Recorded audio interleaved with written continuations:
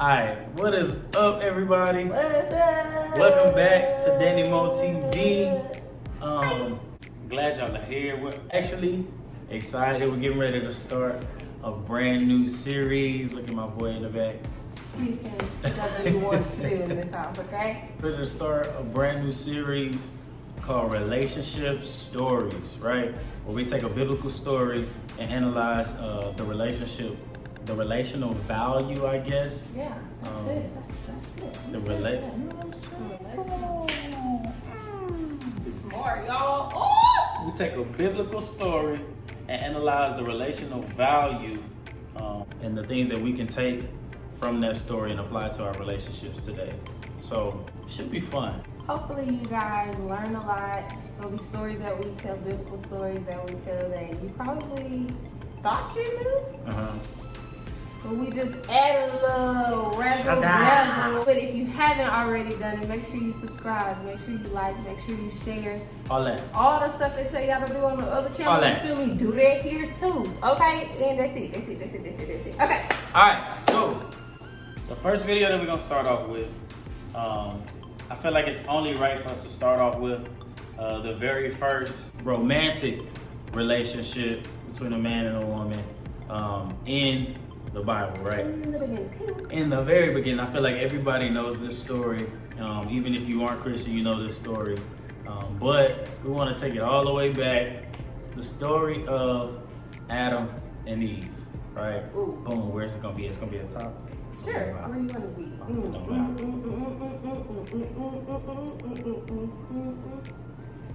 Anywho, so Adam and Eve. Wait. Y'all see our shirts? You know what I'm saying? We're not gonna say where we got it from because they're not paying us to do that. We ain't got no endorsement money. Wiki or whatever. Okay. Adam and Eve in the beginning. All right. In the beginning, it's a story of creation, right? And the story of creation is basically God takes 6 days to create all of creation. On the 7th day, he rests, right? In there, though, that 6th day, God takes the time out to create humankind, right? Man in Genesis 2, where God goes to the dirt, see some dirt, is like, They call him the master potter. He started forming stuff out, and did like this. Breathe life into my man Adam. He placed him in the garden, and then from there, In the east side. in the east side, shout out to the east side of Eden. East side of Eden. East side. I knew Eve was a thug. Now she's from the east side. Okay. Anyway, right after that, actually, pause.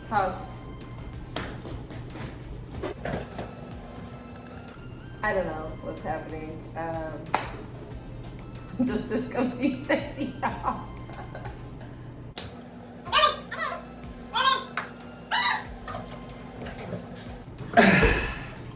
All right, so I went back to get the book, the good book. You know what I'm saying? Because I actually want to make sure I get this right. I want to make sure I'm accurate with my information. Yes. I don't know if y'all's church used to read it, but they say, okay, read. And somebody in the middle of the church would say, let me see. This is how they read it, y'all. Then the Lord God placed the man in the garden of Eden to tend and watch over it. But, somebody say, but the Lord God warned him, you may freely eat the fruit of every tree in the garden, except, somebody say except the tree of knowledge. Let's get back to the story, babe. Sorry. Okay. So, God puts him in the garden. Then, right after that, he says, but the Lord God warned him, you may freely eat of the fruit of every tree in the garden except the tree of the knowledge of good and evil. If you eat its fruit, you are sure to die. Right after that, after he gives him the instructions, then he says, oh look, it's not good for you to be by yourself. I'm going to make a helper that is suitable and compatible for you, some translations say. So he's going to make a helper for him. A helper, okay? Not, somebody who is below him, You feel me? Not somebody who's above him. You feel me? A helper. Okay? helper. Came from my guy's breath.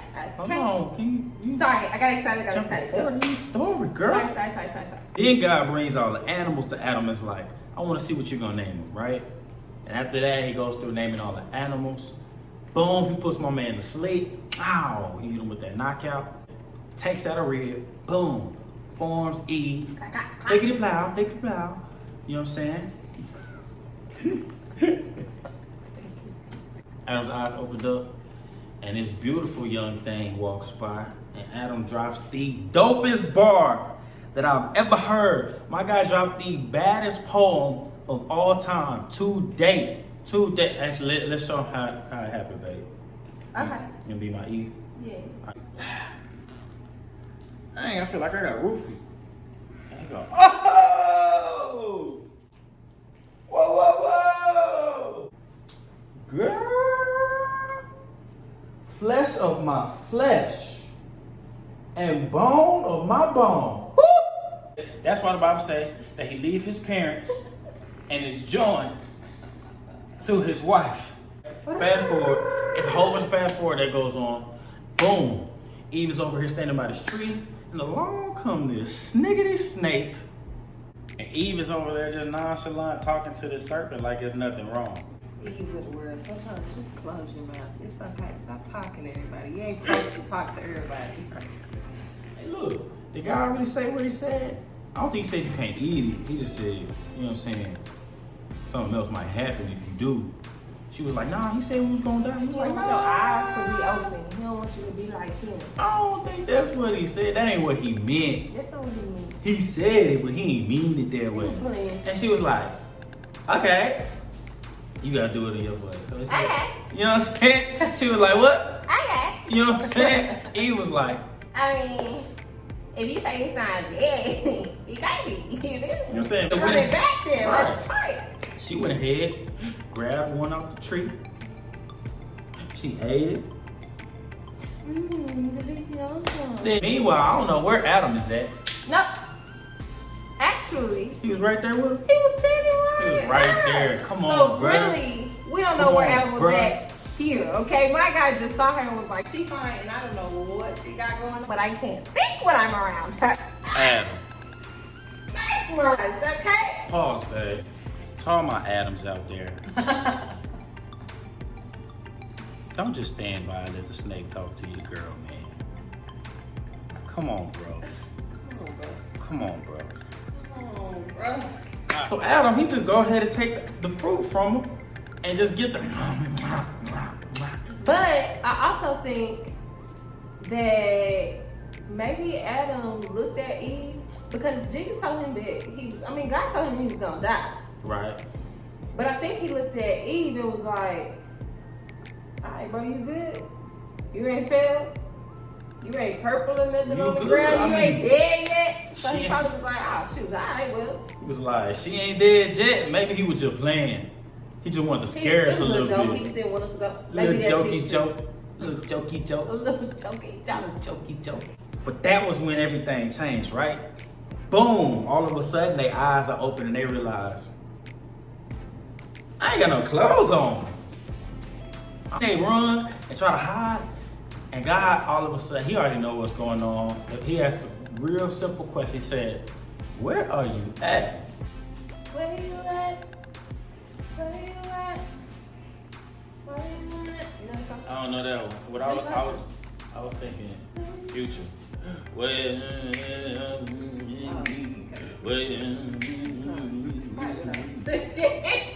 I feel like I can't say all the words in that song. I don't think you should. Okay. I don't think he was actually asking where they were at. I think he was asking where they at mentally. And so he says to the serpent, you foolish, you confused this girl. So for forever, ever, your legs gone, you're gonna have to slither on your belly. Yes. He told Eve, you done messed up, so from now on, you're gonna struggle in childbirth. And you're gonna always long for your husband, but he will rule over you. He said that you're gonna have a child, and this child is gonna crush the serpent's head, and that the serpent was gonna bruise his heel, but he was gonna crush the serpent's head. And he looked at Adam and was like, bruh, because you listen to your wife, you're gonna have to work hard your whole life. To the day you Your return whole to the dust. life. To the day you die. And then he kicked them out. They got evicted. They got the eviction notice. Got kicked out so they wouldn't eat from the tree of life and live forever, ever. But yeah, and that's the story of Adam and Eve. So, that might have seemed like it ended on a bad note, but we got some very brilliant takeaways from this story, right? Right? Adam was given his place in Eden way before he was ever given a woman. And I don't think God ever told him you were getting a woman. God just said it's not good for man to be alone. I'm going to make a helper for him. But right after that, I still feel like God created the desire for relationship for Adam, right? Because right after that, he brings all the animals to Adam, right? And he's seeing male and female animals, all of these different creatures that have a counterpart, a mate, you know what I mean? Something like that. So I think the desire was created in Adam, but Adam's sole focus was on the task that God presented in front of him. And I think that's very important that, you know, especially when you start talking about dating or waiting for a mate, just focus on whatever it is that God puts in front of you.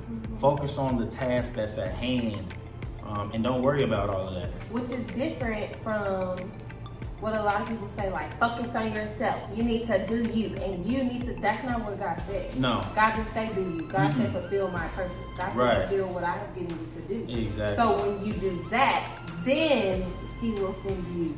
Girl, you better come on with the word. Hey, God. Jesus.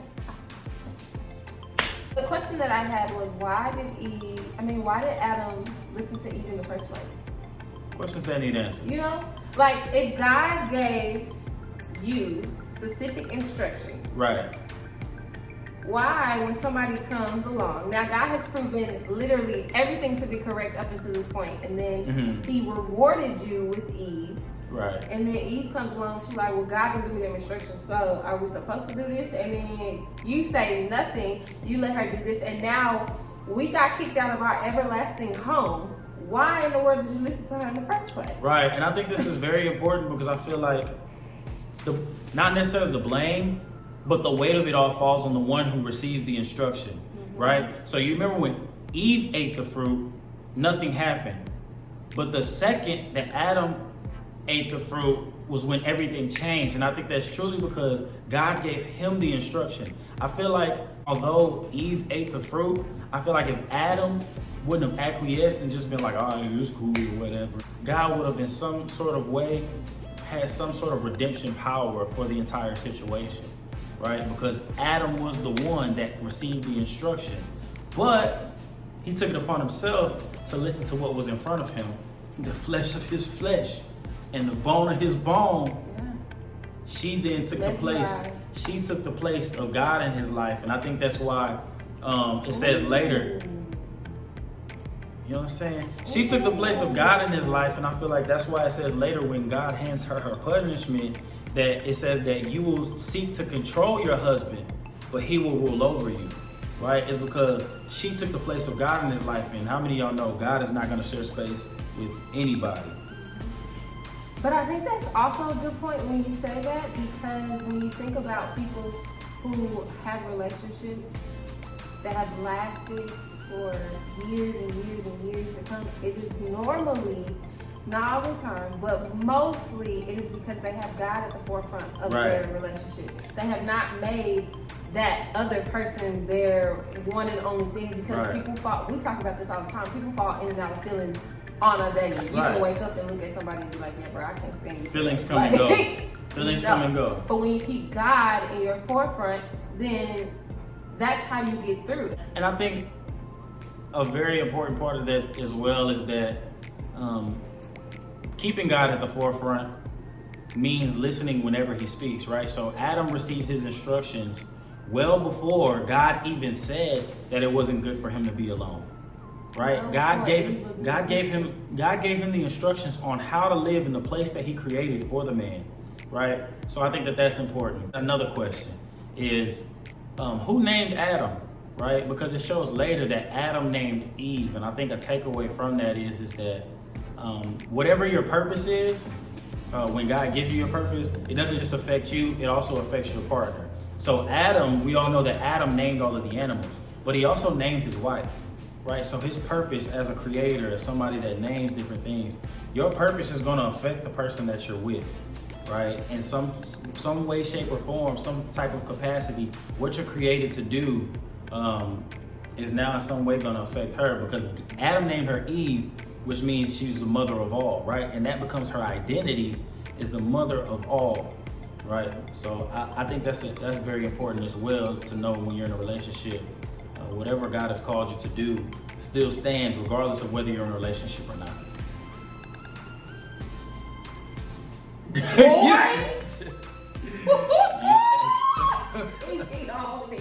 I think that pretty much wraps up our very first biblical relationship story.